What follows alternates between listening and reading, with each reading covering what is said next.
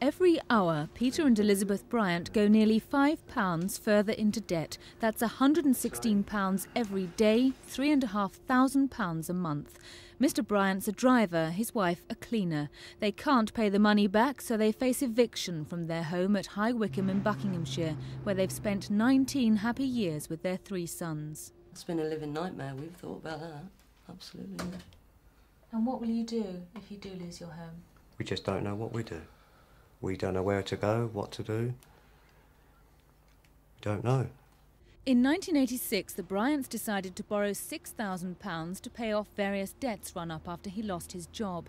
Harrow Finance in Middlesex agreed to arrange the loan at 18% interest a year. But the form Mr. Bryant later signed mentioned the sum of £24,000 at 3.5% interest a month. Mr. Bryant is dyslexic. Why did you sign a paper agreeing to borrow £24,000? We didn't realise we were actually signing a paper to say we were borrowing £24,000. We didn't want to do that at all. We wanted to borrow 6, you see. Do you perhaps feel that you yourselves were a bit foolish? I think we were very vulnerable. I did think stupid at first, but a lot of people have spoken to me since then, and they've said, well, it's not just you, this happens to all sorts of people all the time.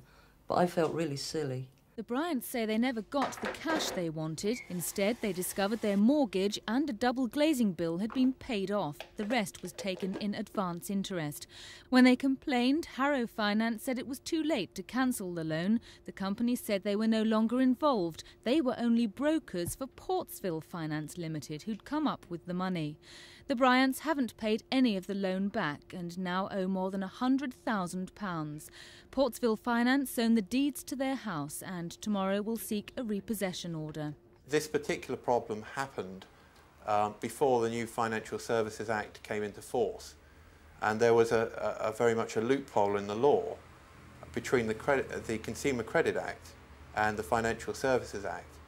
Every day, newspaper adverts tempt the hard up with offers of easy cash, but credit problems are growing. The Citizens Advice Bureau have had 1.4 million inquiries about consumer and credit debt over the past year, up more than 50% in 5 years.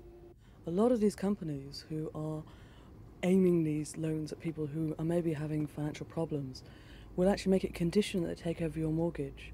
They won't say that at the outset, but what you'll find is that the actual forms you're signing include your mortgage. And what of interest rates of 50%? Is this justified? I don't think it's justified, but unfortunately it's not that uncommon. We've seen rates of up to 80%. And in fact, there have been rates of over 100%, which have been taken to court, and a judge has ruled that they're not extortionate.